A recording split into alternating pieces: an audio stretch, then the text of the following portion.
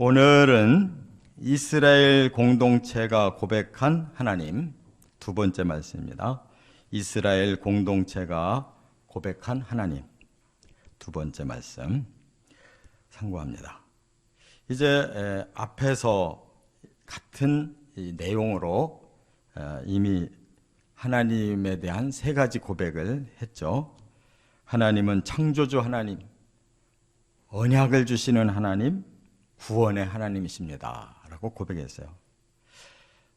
이 고백이 이제 레위 지도자들이 했다고 그랬는데 그들이 즉흥적으로 한 게 아니고 다 지금까지의 이스라엘을 향한 하나님이 어떤 분이었는가를 같이 연구하고 종합해서 이제 결론을 맺고 그것을 이렇게 기도문처럼 만들어서 찬양의 운율에 맞춰서 하나님 앞에 고백한 거예요.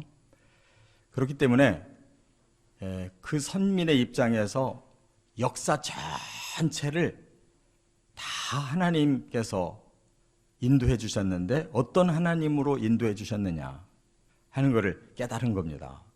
그래서 이것은 그들만의 문제가 아니고 온 인류가 똑같이 이 지구가 만들어져서 오늘까지 오기까지 하나님이 어떻게 인류를 향해서 역사하셨는가를 우리 모두가 똑같이 공감하고 고백할 수밖에 없는 거예요.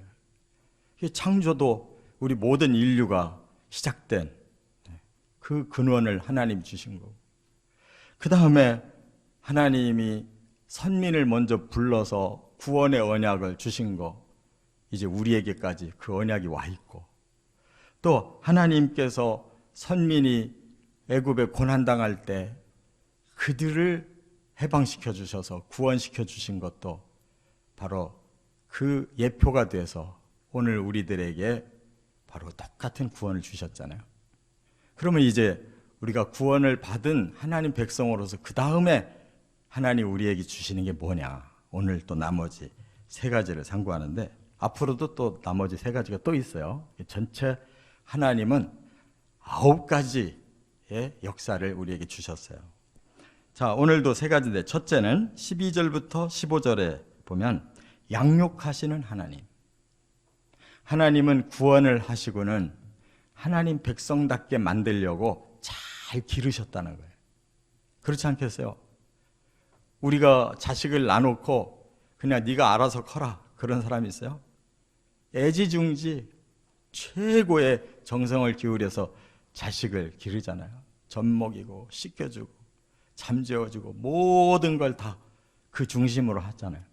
똑같아요. 하나님도 이스라엘 구원해놓고 어떻게 하셨느냐, 여기 12절에 보니까 낮에는 구름 기둥으로 인도하고 밤에는 불 기둥으로 길을 비춰주셨다. 이건 특별한 역사입니다. 이스라엘에게만 주신 기적이에요. 광야에 낮에는 너무 해가 강해요. 중동 지방 가보면 구름 한 점 없이 낮에 햇볕이 비치는데 그건 더운 나라라고요. 그렇기 때문에 그 광야길을 어떻게 걸어갑니까? 못 가요. 그러니까 구름으로 가려주신 거예요.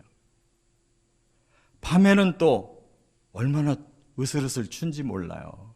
상대적으로 기온차가 확 달라지니까. 그러면 또 밤에는 하나님이 불기둥으로 비춰서 그들에게 온기를 주시고, 또 캄캄한 속에 어떻게 살아요, 사람이. 그러니까 그들이 있는 그 지역을 비춰주신 거예요. 이게 바로 하나님의 그 양육의 방법인 거예요. 또 13절에 보니까 신의 산에 강림하셔서 율법을 계시해 주셨다 그랬어요.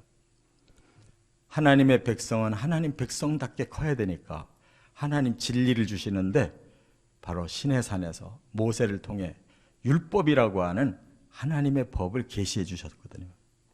그래서 이것이야말로 진정한 규례다, 아니 정직한 규례다, 그 다음에 진정한 율법이다, 선한 율례다, 이거는 계명이다, 이렇게 설명했는데, 율법의 기능이 뭐냐, 사람을 정직하게 살게 하는 거예요. 진정하게, 진정으로 살게 해주는 법이고, 선하게 살게 해주는 법이고, 이거야말로 반드시 지켜야 될 법칙, 계명이라는 거예요. 얼마나 정확하게 지금 율법을 설명해요. 그렇기 때문에 학생들이 학교 가서 교과서 배우듯이 우리 인생들은 이 율법이라고 하는 교과서대로 배우고 살면 틀림없는 거예요. 하나님의 친백성이 되는 거예요. 이렇게 하나님이 법을 주셔서, 그리고 매주마다 안식일을 실제로 실행하도록 이렇게 가르쳐 주셨다는 거예요. 그리고 모든 구체적인 삶은 모세를 통해서 명령을 하셨다는 거예요. 그때그때마다 이렇게 해라 저렇게 해라. 하나님이 다시 어떻게 할까요? 기도하면 또 가르쳐 주시고 또 가르쳐 주시고. 이게 하나님의 양육 방법이에요. 그러니까 우리는 성경도 주셨지만 예수 그리스도의 이름으로 기도만 하면 항상 그때그때마다 주시잖아요. 우리들에게 우리의 갈 길을 인도해 주시고 깨우쳐 주시잖아요. 또 15절에 보니까 영적인 것만이 아니라 우리의 삶도 책임져 주셨어요. 굶주릴 때 양식을 주시고, 목마를 때 반석에서 물을 내주시고, 그리고 목표를 내가 너희에게 가나안 땅을 줄게 하면서 계속 끌고 가셨다는 거예요. 하나님은 비전이 하나님의 나라에 당신의 백성들을 들여보내서 그곳에서 마음껏 복을 누리게 해주시겠다는 거예요. 이렇게 하나님이 양육해 주셨어요. 저와 여러분도 마찬가지로 예수 그리스도를 믿고 우리 죄를 씻고 성령으로 거듭나게 해서 우리를 지금 양육시켜 주시잖아요. 복음으로 양육시켜 주시고, 또 기도하면 그때그때마다 깨달음을 주셔서 갈 길을 인도하시고, 그리고 필요한 양식도 주시고, 필요한 먹고 사는 문제도 해결해 주시고, 우리의 목표, 저 영원한 가나안 땅, 하나님 나라를 향해 가라고 비전 주시잖아요. 할렐루야. 이렇게 양육받아가는 신앙생활이 얼마나 행복한 거냐고. 두 번째, 그런데 16절 17절에 보면 이제 하나님이 용서하시는 하나님으로 그들이 깨달아지는 거예요. 왜? 이 조상들이 교만하고 목을 굳게 하고 명령을 듣지 아니하고 거역하고, 기사를 봐도 기억을 안 하고 기적을 봐도 바로 잃어버린다는 거예요. 기사를 기억지 않는데요. 몸을 굳게 하고 패역했대요. 우리 뭐 강아지라든지 뭐 이렇게 끌고 갈 때 보면요, 쫄랑쫄랑 따라갈 때 이쁜데 어떤 때 지가 원하지 않으면 버텨요. 안 가겠다고. 똑같은 말이에요. 지금 목을 굳게 하고 패역했대요. 죽으라고 안 가겠다는 거예요. 반대로 돌아서겠다는 거예요. 이스라엘 백성이 이렇게 했다는 거예요. 그리고 스스로 한 우두머리를 세워서 종되었던 과거 애굽으로 다시 돌아가자고 이렇게 반역을 일으켰다는 거예요. 바로 모세의 사촌이 그 반역 일으켰잖아요. 많은 사람들 주동해가지고. 그래가지고 하나님이 땅을 열어서 멸망시켰잖아요. 고라일 땅. 이렇게까지 하나님을 반역한 자들이었어요. 이스라엘 사람들이. 생각을 해봐요. 우리도 마찬가지예요. 뭐 예수 믿는다고 하면서는 또 교회 가면 은혜 받았다고 그러더니 나가더니 막 세상에서 지멋대로 살고, 어떤 때 조금 지 마음에 안 들으면 시험 받았다고, 뭐 이런 하나님이 다 있냐, 나 하나님 안 믿겠다 그러고, 뒤에 가서 별짓 다 해놓고, 또 어떤 때는 또 잘 믿는 척 또 포장해가지고 뭐 대단한 신자처럼 헌금은 조금 하면서 생색은 되게 많이 내고. 우리 사람들이 이렇잖아요. 하나님이 속과 겉을 다 알고 계시는데 그 하나님을 함부로 속인단 말이에요. 사람은 속일 수 있지만 어찌 하나님까지 속이냐고. 이따위로 살면서 어떻게 하나님 백성으로 끝까지 가겠어요? 용서하기 때문에 가는 거예요. 용서하기 때문에. 그러나 17절 하반절에 그랬잖아요. 하나님은 용서하시는 하나님이시라. 우리가 하나님 앞에 의로운 사람이 어디 있어요? 뒷구멍으로 어떤 짓을 했는지 하나님 다 알고 계시는데, 사람들 앞에서는 자기 자랑하고 뭐 굉장히 의로운 체하고 훌륭한 체하고 했어도 뒷구멍으로 얼마나 더러운 짓들을 많이 하고 살았냐고.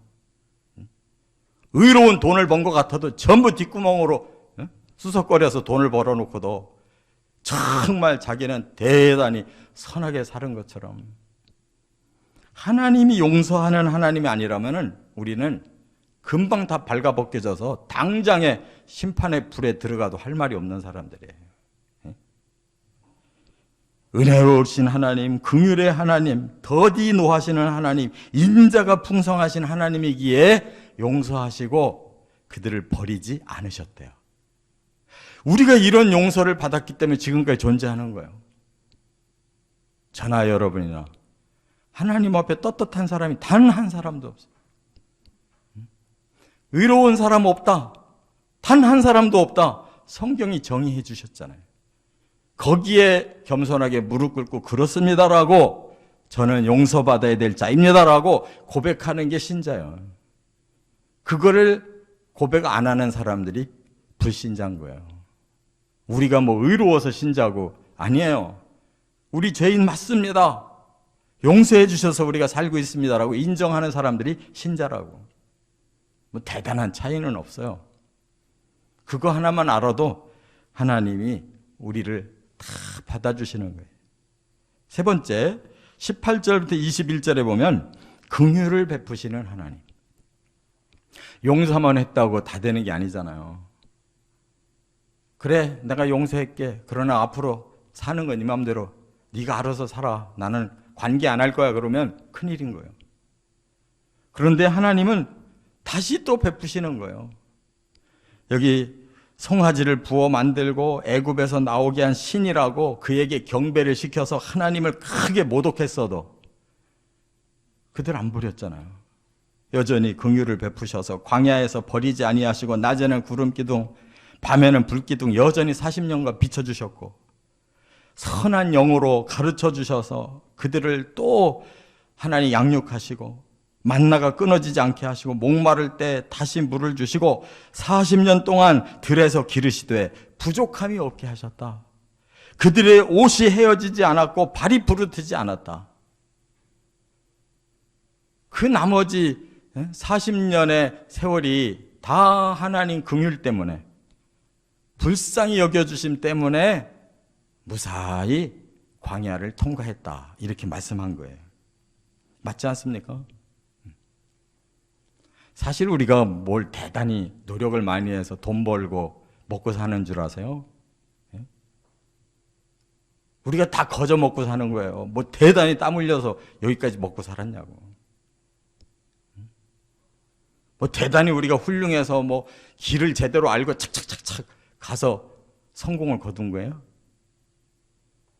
사실 하루하루가 하나님이 베푸시는 걸로 우리가 다 먹고 살고, 다 즐겁고 기쁘고, 그리고 평안하고, 그리고 모든 것이 합력해서 선이 이루어지고 이렇게 살았잖아요. 이 하나님 앞에 교만을 떨 일이 단 하나도 없어요. 자기 길을 자기가 알고 가는 사람이 없어요.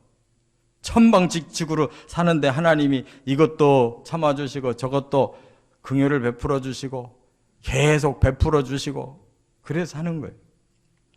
우리 사람들이 이 세계를 파괴한 걸로 생각하면 벌써 끝장났어요. 하나님이 계속 재생시켜 주셔서 이 세계가 지금 머물고 있는 거고, 우리 몸도 계속 재생시켜서 이 정도 건강 지키고 있는 거지, 뭐 우리가 운동하고 뭐 좋은 거 잘 알아서 먹어가지고 치료한 거예요. 너무 우리 사람들은 하나님의 긍휼의 사랑을 몰라요. 너무 교만해. 이걸 깨닫고 하나님께 감사하는 것이 신자인 줄 믿습니다. 이 정도라도 할 줄 알아야지. 하나님 용서해 주시고 긍휼의 은혜와 사랑을 주셔서 살고 있습니다라고 고백할 줄을 알아야지. 이게 없으면 우리가 하나님 앞에 어떻게 나갈 거냐고요. 이렇게 하나님은 우리를 양육하시고 잘못해도 용서해 주시고 시원찮아도 계속 은혜를 베풀어 긍휼로 우리를 여기까지 살게 하셨다는 거예요. 그게 이스라엘 역사입니다. 그게 우리의 인생이에요. 이렇게 하나님의 그 온전하신 그 모습을 제대로 깨닫고 인정이라도 하고 감사라도 하고 더 하나님께 가까이 나가는 저와 여러분 되시기를 주의 이름으로 축원합니다.